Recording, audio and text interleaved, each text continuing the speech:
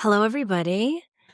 Welcome to my little voice note podcast here, the Healthy Voice Notes. If you're new to this, I'm Bella. I am a piano and voice teacher with over 2 decades of experience teaching people how to become musicians and singers. And I also help people learn how to speak with ease and confidence, especially in front of others. And today I was thinking about something that I think you'll benefit from hearing some of these thoughts, because I'm sure. Let me ask you this. How often have you compared your voice to other people's voices? I'm going to guess a lot. And I think it's normal to do this. But I started out thinking I want to talk about all the things that I wish I had known before I started singing. And that was the first thing that I thought about, was that I really thought that I had to sound like certain people. In fact, that was my first way of trying to learn how to sing, because the way I came to singing was out of a sort of a necessity. It was basically what happened was I had been a gymnast and a dancer, an artist. Those were the things that I identified with. Those were my talents that people identified me with for my whole childhood. I was very active physically, and for the first 11 years of my life, I lived in situations where those things were accessible to me. I was able to take gymnastics classes. There was plenty of room in my house and in my yard to practice. In my house, I could dance. We had a stereo with a big living room. Even my bedroom was really big, and so I could practice dancing in there.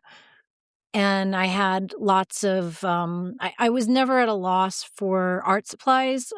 So I was able to really go forward with my interests. Well, something happened when I was about 10 years old. My parents had to file bankruptcy, and we lost everything, everything, our house. And I mean everything. My bicycle went away. I don't know where. I guess we sold it. Everything. It was a very, very depressing moment in my life. Even my dog, we had to find another home for, because we were going to move into an apartment that didn't take pets, and it was so devastating. So fast forward a few months of living in this apartment complex, and I have no activities. So I go home from school and there's just nothing to do. It's a very, very boring existence. There's no room for me to dance because our apartment is so small. Even my bedroom, I was lucky to have my own bedroom, but it was so small.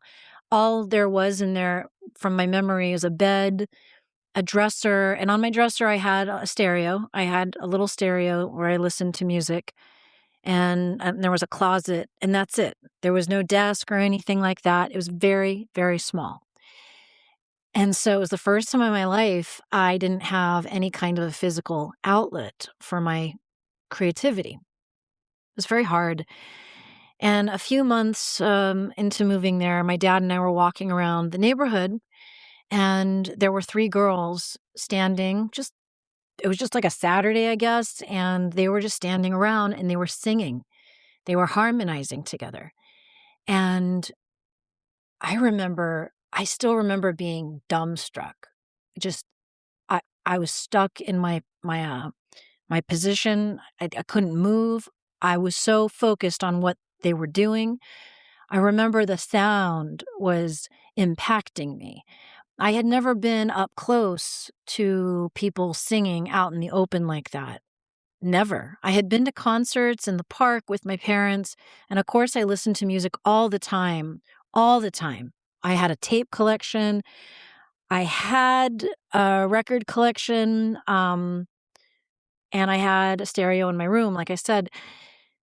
but nothing. I didn't experience anything like this. And I was so hooked. I went home and just a few steps away from where we were. I immediately went to my room and I turned on the radio. And I think a Celine Dion song came on, um, or something like that. It was that era in the very, very early 90s, late 80s era. And so I just started singing. I was like, I got to sing. Like I had never been inspired to go to my stereo and sing. Normally what I would do is I would turn on the stereo and I would dance. So I remember thinking, I don't sound that good. This doesn't seem right. But I decided that I would spend all of my after school time listening to the radio and trying to copy what I heard. Or I had Celine Dion tapes, I had Whitney Houston tapes, Mariah Carey. And so I would listen to them and I would try to copy them. This got me only so far. It did help. It helped a little bit because these three women had amazing technique. And so I was essentially trying to copy their technique. And it worked. It's in a certain way because I ended up I started singing solos in church and that's how I got started. But I look back now, and especially after all these years of teaching voice lessons, and I notice that people will come in to a lesson and they'll sing for me and they'll have a naturally nice voice, but they don't sound original at all. I can tell that they're copying their favorite singer. And the problem with this is that it doesn't make you stand out in any way. And the way I compare this to something else is when we think about like girls or women, we're always trying to make ourselves pretty, and we have this horrible habit of comparing ourselves to other women. And so imagine you're somebody who dreams of becoming a model, but you have features, that stand out. And instead of embracing them, instead of embracing your freckles or embracing your blonde eyebrows or your Roman nose, as I have, instead of embracing those things, you go to great lengths to hide them. I think that's a mistake. I think embracing your unique qualities gives you a lot of power because it makes you stand out. And I think the same thing is true for the voice. All you need is good technique. You don't need to sound like anybody else because you sound like you, and you don't want to change the way you sound because your voice is a reflection of all the things you've been through in life. It's a reflection of your culture. It's a reflection of your family, your school community, your friend group. Perhaps, like me, you moved around a lot. And so you picked up on different accents. And so you don't sound like anywhere in particular. You have a very unique sound. Instead of trying to change that to sound like somebody else, I would recommend that instead you focus on the way you feel. You focus on the way your voice feels, and you try to work on your technique and focus on enjoying your sound and notice what happens. And try to get out of this mindset of judging your sound. It's not about your sound. I mentioned the physical appearance thing because I was thinking the other day, I was in a yoga class, my yoga class, and there were these two girls up at the front. And one of them, she had this amazing bone structure. She was really thin and she had this long flowing red hair and she was covered in freckles. And then there was this girl right next to her and she had like platinum blonde hair and blonde eyebrows and eyelashes. And they made me remember the 90s when models, they stood out because they had unique features. They weren't trying to look like anybody else. And now today we have this weird thing where because of Instagram filters and certain influencers, certain celebrities, what we see now is a lot of girls and young women trying to look like everybody else. I miss this embracing of unique features. Like, I thought that the two girls in the front row of my yoga class were so striking and beautiful. And I kept thinking, I wonder what they would look like in a fashion shoot. Like, I wonder what they would look like in a spread in Vogue or some other fashion magazine, because I just found them so interesting to look at. I found their features interesting. You know, uniqueness stands out. It's magnetic. It stops you in your tracks. It makes you want to pay attention. And when you use your voice in a manner where you're copying somebody else, you don't stand out at all. You fit in, which I know we're always trying to fit in. But if you want to have some kind of success in life, especially when it comes to your voice or your creativity, or you have something to say, then you have to start becoming comfortable with the things that make you unique. And so that goes across the board. I'm talking about physical appearance, and I'm also talking about the physical sound that you carry, the way you sound when other people hear you. Sometimes I listen to myself speak, and I sometimes have days where I judge myself harshly because I've heard other voices that I think are so beautiful, or they have a certain richness about their tone, or perhaps they have a completely different range. Maybe their voice is a lot lower, maybe their voice is a lot higher. And I'll have these moments where I compare myself. And I used to do that a lot as a singer, and I used to drive my teachers crazy. For a while, I desperately wanted to have a low, soulful voice like Nina Simone. And I remember thinking I could have that if I tried hard enough. And I remember approaching my choir teacher and asking, "Can I please be in the soprano section?" And she was so annoyed, but she finally gave in and said, "Sure." She let me go in the soprano section. I don't think I was in that soprano section for more than 15 minutes when she just said, "Go back to the soprano section." I was so embarrassed. The class, it was so awkward. But you know what? She was right. I was not an alto. I will never sound like Nina Simone. I do not have a voice like that at all. There is absolutely nothing in my voice that is comparable to Nina Simone. I have my voice. My voice is a product of my genetics, the environment I grew up around, the various regions I've spent significant portions of my life around, the people I have been around, the kids I went to school with, the people I met when I moved to California, the TV shows that I spent years watching, and the singers that I chose to spend hours and hours and hours listening to. All of these things have influenced my own particular sound, and I'm not interested in changing it. I'm just interested in becoming more comfortable so that my true voice can ring out.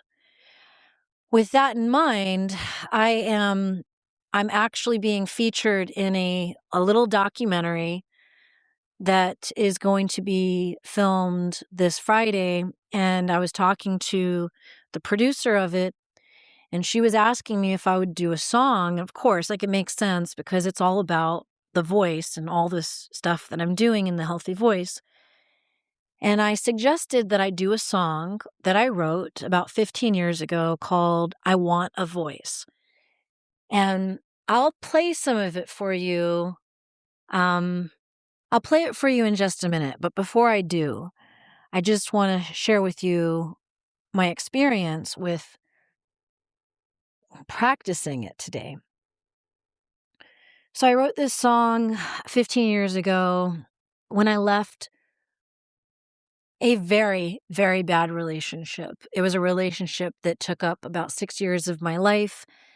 I stayed in it for so long because I did not have the courage to leave.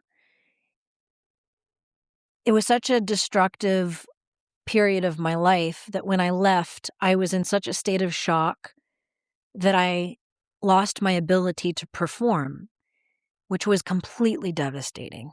And it took me so many years to recover from that. But the first song I wrote when I left that relationship was this song. It's called I Want a Voice. And I just kind of took all my frustrations that I had been carrying for a long time, even before I was in that situation, even before that relationship.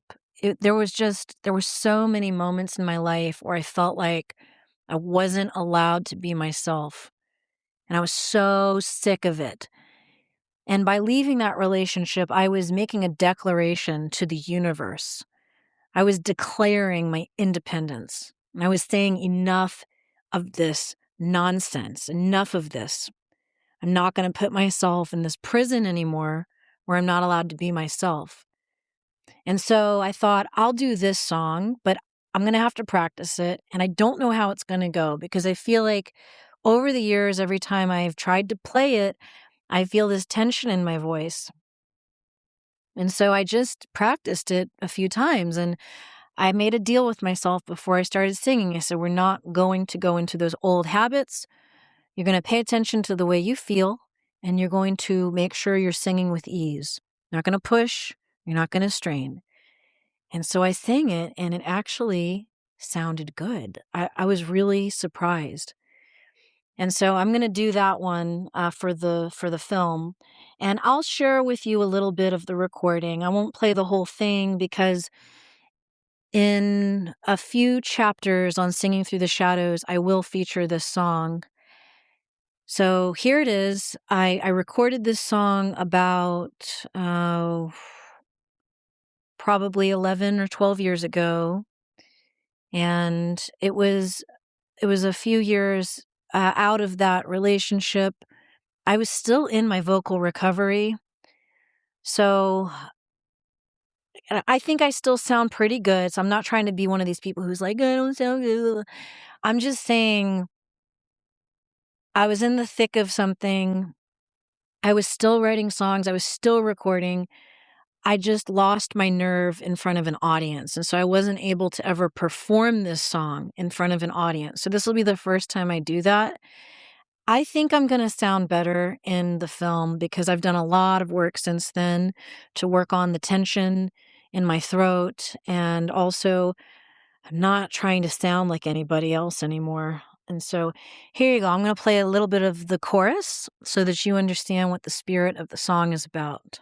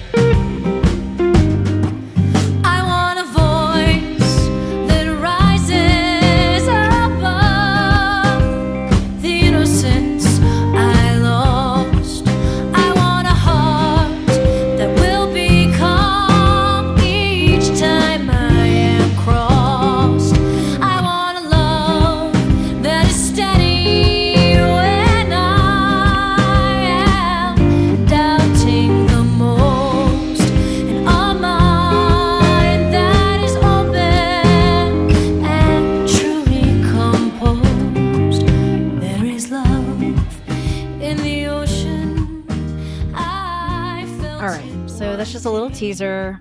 I'll give you guys the whole song eventually once I get to the end of season 1 of Singing Through the Shadows. That song was that was my declaration. And I made sure to write it in a style that reflected the style of music that I grew up with, that I was drawn to as a teenager. One of my hangups when I moved to LA was that I didn't fit into the LA sound.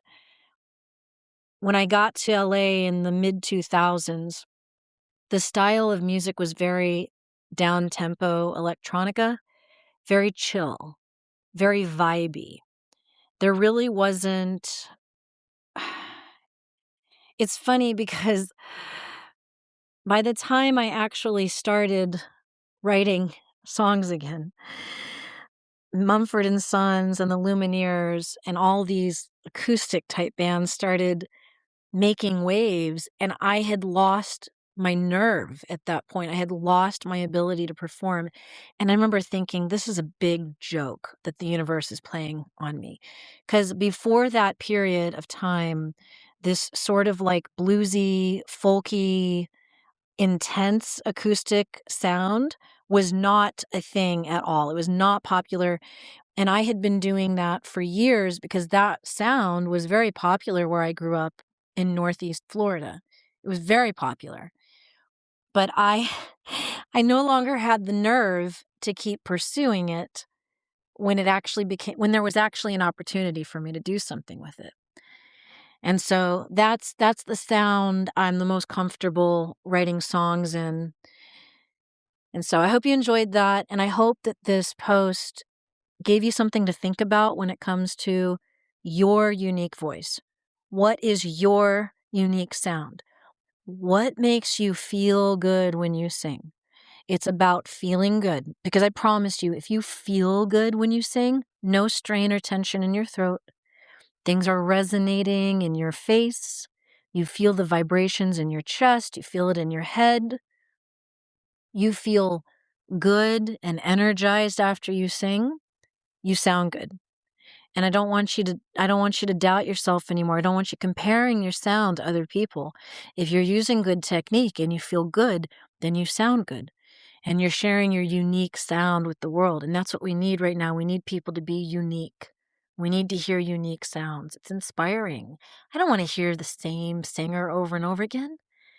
Just like I don't want to see the same beauty over and over again. I want to see a variety of beauty when I look at human beings. I want to see people with unique features. I like that. I like variety. I like diversity. So, okay, I'm going to sign off here. If you need help finding your unique sound, please check out my voice liberation course. Already, I've gotten a lot of really great feedback. I'm checking out the stats to see how much people are doing and I'm seeing people are really, every single day, the numbers are going up in percentages where people are really doing the work. They're not going in there and saying, this is stupid. They're actually starting it and they're continuing on. And people have written to me and told me that they really love the course. And it's one compliment I got is that it's a lot of information without feeling overwhelming. So it's organized in a manner where you can really go at your own pace and get something out of it each time. So please check that out. I'll put the link in the show notes. And if you're interested in writing songs, I recommend my Healthy Voice community at the practitioner level, because at practitioner and mastery levels, you can take part in our songwriting workshops once a month. I teach you a little bit about the craft of songwriting, and then we work together to write. It's an awesome experience. And also, I'll be posting a little preview of that this week on the Healthy Voice YouTube. So make sure you go over there and subscribe so that you can see some of that workshop and see if it's interesting to you. All right, thanks guys for listening. Keep going because the world needs your unique voice. I'll talk to you later.